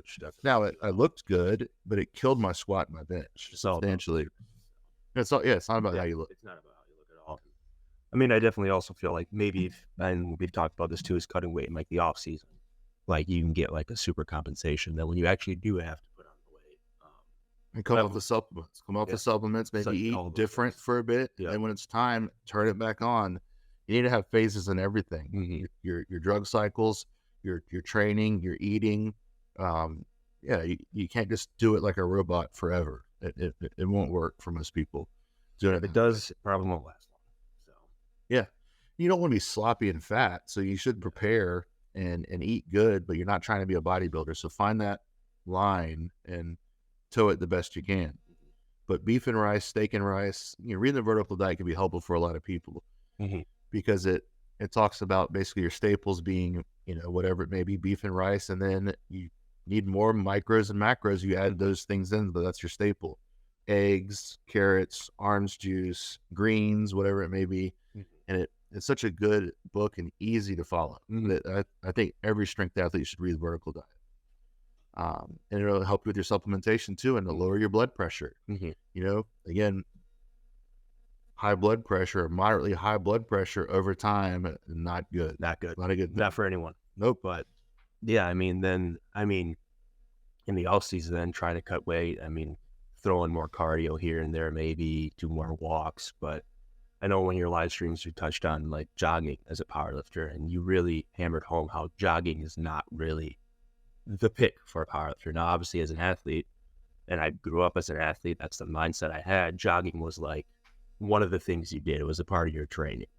So, and I've had this question asked me all the time when I say, well, I'd rather walk for powerlifting because it goes directly towards my goals more, but I never really have a solid answer of why. So why is it that you never recommend jogging for a all-in powerlifter? What negative effects does it have compared to walking when like maybe it can help take your blood pressure down a little bit if you do it consistently, but what are the negative drawbacks of that for powerlifting? Well, it's just my opinion for one, so it's my personal preference. Two, the cumulative beating on the joints. I know a lot of runners, running and jogging, same thing, right? Mm-hmm. Semantics. Mm-hmm. Sprinting is a whole different category, but running or jogging, the cumulative trauma I see people's knees and their back from being a runner. and that's rough. And then loading Now, up 1,000 pounds on top of that. yeah. So when are you ever doing something at half speed for 30 minutes at a time in powerlifting?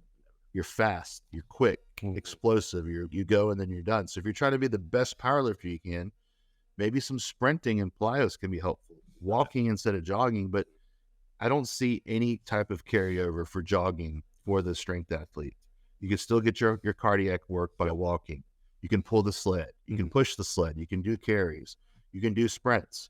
But just jogging at, 6 miles an hour or whatever it might be for 30 minutes at a time, you're not helping yourself at all. You're making yourself slower potentially. And that's just kind of the way I look at it. But sprinting, I think that could be very helpful for a powerlifter if they're explosive or fast twitch and they're good like that, or even someone that isn't explosive and fast twitch to get faster and more explosive. Maybe some sprinting and some plyo work. I don't know. There's a bunch of different ways to look at that.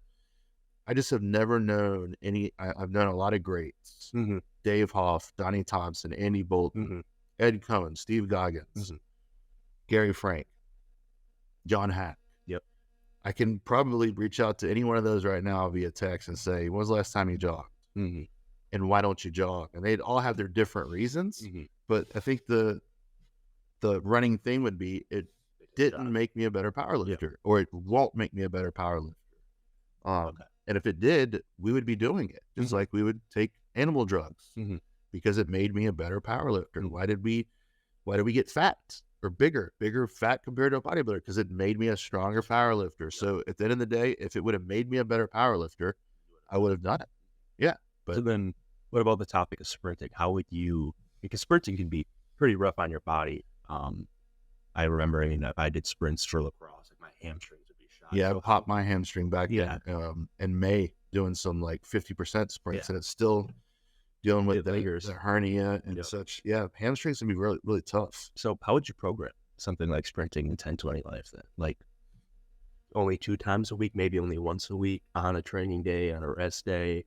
Yeah, at the end, probably. Yeah, at the end, maybe with your core work. It depends on where you're at. Maybe you just start with a couple. I don't recommend all out sprinting for the power lifter, but maybe easing into like a 50 to 75% full stride sprint just a couple of times, not doing it on concrete. I was doing it on concrete, doing it on grass, and easing into it, just practicing being quick and fast, I think would be a good way to start. At the end of your workout, maybe you find you like doing it better on a lower day when you're already warmed up, but you're fatigued. Maybe some sprinting, that's what I was doing. Maybe you like it better on an upper body day where your legs aren't already tired. I don't know, but that's just a way to look at it. But there are so many different ways to kind of bring that jogging question back. There's so many different ways to build your cardiac, to build your GPP. Jogging, I don't think is one of those tools. Could you use that tool? Sure. I mean, could you eat a steak with a spoon? Yeah. It's not but that's just not what I would do. Some people might, across the table from me, do something I've never heard of. Like, man, why did I not think of that? I don't think that's the jogging, and I don't think that's eating the steak with the spoon. But that's just an example of I don't see it carrying over much, and I see knee and hip and back stuff coming from that. You're just getting slower, and there's not a bunch of jacked, strong people that do distance running and jogging. You know anyone that's really jacked that does like dad jogging and stuff? Nope. Yeah, so they're skinny fat. Joggers are skinny fat for the most part. Sprinters pretty jacked on They're jacked. Fast twitch. Yeah, so that's just all my anecdotal evidence. I don't have any hard science on why you shouldn't jog as a power lifter. But those are my opinions on that. So then kind of moving into the actual form, obviously you know a thing or two about squatting. It seems, when I first got brought into powerlifting, you're really taught like the whole, especially with geared lifting, like sitting back, the vertical shin, making sure your knees don't go over toes. And now in the newer era, you're talking about how it's not about sitting back in the squat, it's about sitting down, and your knees going over toes is good for some people, or it's safe for some people, depending on different factors. What are your thoughts on the whole knee over toe thing? Because obviously I have pretty long femurs, so if I do squat raw, and if I were to sit back like I would do an equip squat raw, I'd probably fall over realistically because all my weight would go through my heels and back. But squatting raw, knees over toes, safe. Squatting in gear, is it still safe?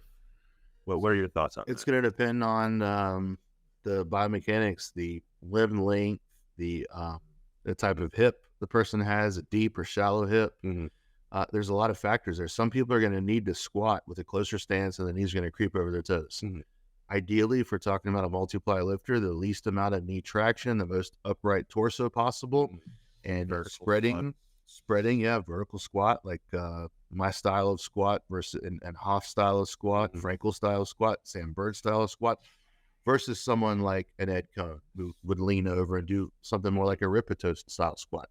Am I going to say Ed Cohn didn't know how to squat? No, that was good leverage for him with a low bar and a little bit of lean. Everyone's going to have to find the right bar placement, the right width, depending on their configurations and their injury history too. So is someone going to blow their knees out or blow their back out if their knees track a little bit? No, but I think that could be potentially an energy leakage, and it could cost you on your squat depth too, and load the knee joints instead of the hips. So the shifting forward isn't good. So is it safe? Yeah, for some people, I think they can have their knees tracked for a long time and they'll be just fine. But if we're talking about a lot of tracking, and depending on how the person's built, some people have gigantic knees. Have you ever looked at Dan Bell's knees? Humongous. And then you have other people like John Hack have a little tiny knee up, right? Granted, one guy weighs 200, one weighs 400, but you know what I'm saying? The movement there could probably be fine for someone that has the bigger joint without a bunch of trauma. Someone else, maybe not. Yeah, someone else may not be able to get away with that much tracking. Will I ever teach someone to squat like that? No, that's not what I'm trying to do. I want the knee not to track over the toes as far as a power squat. Now, Olympic lifting, you have to do that because you have to squat so deep. Okay. You have to catch the snatch and all that. So you need to do that. But from a powerlifting standpoint, that's a completely different goal than an Olympic lifter or Olympic squat. So for the power lifter, I wouldn't recommend a bunch of knee tracking and such. I'd rather them go out laterally and spread the floor versus tracking forward, and definitely not the valgus where the knees just shoot in, and that's an energy leakage. I don't recommend that.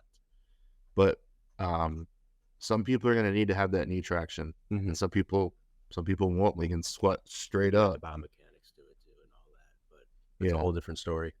The knees tracking over the toes has gotten pretty popular, and for kneehab, depending on what kind of, again, when people talk about low back pain, people talk about knee pain. It isn't just a one size fits all pathology or diagnosis. There's so many different things that can happen to a knee. Just like there's so many different things that can happen to a low back that can happen to a lower arm, upper arm. Like, what are we talking about? There's so many different things. Is the person's knee worn out? Is it just worn out? Do they need a knee replacement? Okay, you're going to treat that a bit different than you would someone with just a knee that's sore because their tendons around it are too tight, or they have a little bit of tear in their MCL or whatever it may be, or a little bit of instability in their knee. I don't know, but we got to get specific when we talk about back pain and knee pain and whether something's good or not for that person. Someone that doesn't have a history of back problems and they're a little kyphotic, rounding over on the deadlift might be fine for them. You're a little kyphotic. That might be the best way to do it. Will it create stress concentrations down the road in your low back and mid back? Maybe, but I wouldn't recommend teaching someone to deadlift that way. But your particular spine, your particular configurations being taller and longer, rounding over is going to suit you more than someone who's stockier and more of an oak tree than a willow branch. So everyone's a bit different. Just like slender people can get away with doing 1,000 sit-ups. But someone like me that's an oak tree that's got big joints and big bones, I'm going to snap my back. Yeah, but I'm not going to snap my back with 1,000 pounds on my back, whereas the skinny person that can do 1,000 sit-ups would wilt, under that load. So it really just depends on that person. So knees over toes for some people can be a great rehab. That could be a great style of squatting. Other people, it can absolutely annihilate them and end their career. So it depends on the injury and the context, but that's not the way I would typically teach people to squat with the knees tracking forward. I'm not a big fan of that.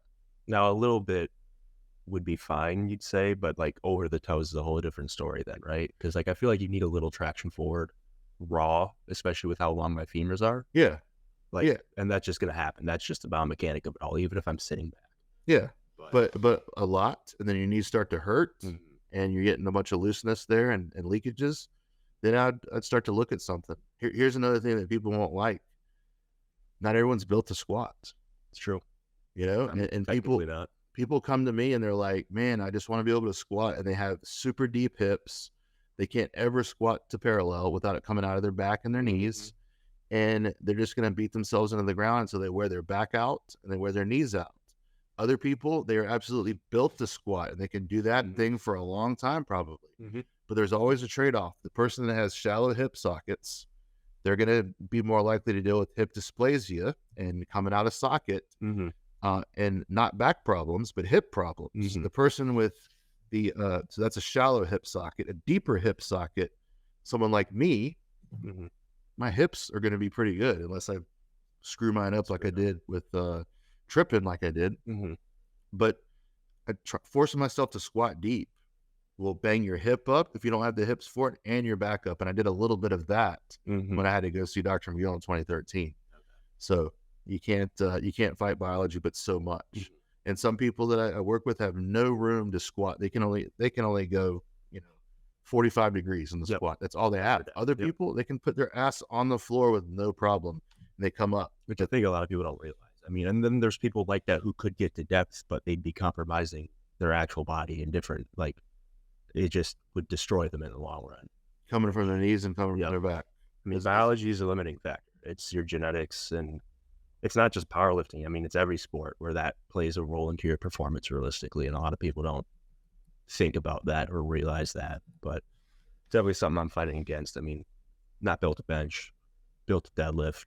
Squat is, I can improve it definitely. Getting thicker, being taller, putting on weight and getting thicker. I don't need to be as bendy anymore now because I'm out of lacrosse, so I can put on that weight. I don't need to run anymore, so I can put that on. Be less of a willow branch, more of an oak tree. Kind of somewhere in between right now. Still working on that. But yeah, I mean, that's realistically most of the stuff I had for you. Besides, I mean, just to wrap it all up, what's the most important advice you give to a lifter like me, or somebody who's new to powerlifting or getting into powerlifting, or maybe been in powerlifting for a few years? I mean, if you could just give them one piece of advice, maybe a mistake you made or a mistake you've seen people make, what is something you'd give a lifter like myself? My biggest regret that I have in lifting is competing too much. From 2008 to 2009, I competed 8 times. 8 full meets I did.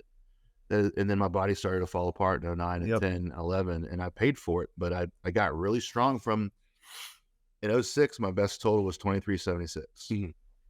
Fast forward to 08, 2 years later, I hit 2570. So 200 pounds on my total in just 2 years. And then I went from 2570 to 2700 in 2010. So did I get strong? Yes, but then I had years of paying for it. So patience too.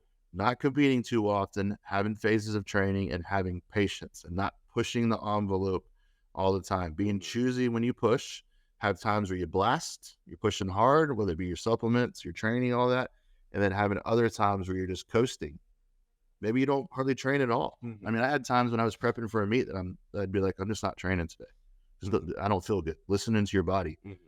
But also, listening to your body can also let you down, because you can say, oh, my back, it's just a little bit of nerve pain down my leg, and it's fine. I've always dealt with this. And then one day you completely blow the disc. You listen to your body was saying, oh, I'm fine, because I always do this, and you blow yourself apart. But on the surface, listening to your body, and if you don't feel good that day, if it's not important or if it's not a meet, shut it down.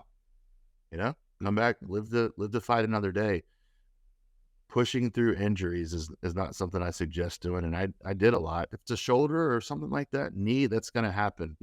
We're talking about your back and your pec and different things like that. It can be career ending. I mean, you've seen it, you've built back from it, and I feel like, I mean, a lot of people like myself in the beginning that get into powerlifting are like, I want to get really strong really fast. But as I've spent more time with you, spent more time training with you, I've learned, I mean, it's not a sprint by any means. It's a marathon, and it's realistically about longevity and how long can you be in the sport? If you can be in the sport for 30 years, you're going to build more strength than if you only survive 10. Yeah. Which is, it can be hard for someone, especially as an athlete who's all about, all right, wake up, drink some caffeine and work my ass off. Yeah. And just, we were taught to like just burn our bodies into the ground and just get as good as possible. Well, yeah, I got powerlifting for the rest of my life if I'm smart about it. So, like you said, build to 1,000-pound squat over multiple years, not multiple months, which has changed my training and changed my day-to-day life. Even play the long game and be patient. That's not sexy. It's not going to be popular on any social media. It's not going to get you millions of followers, but that's what it comes down to, is longevity and being patient and being picky and choosing the right tool for the right outcome. You know, the spoon and the steak thing.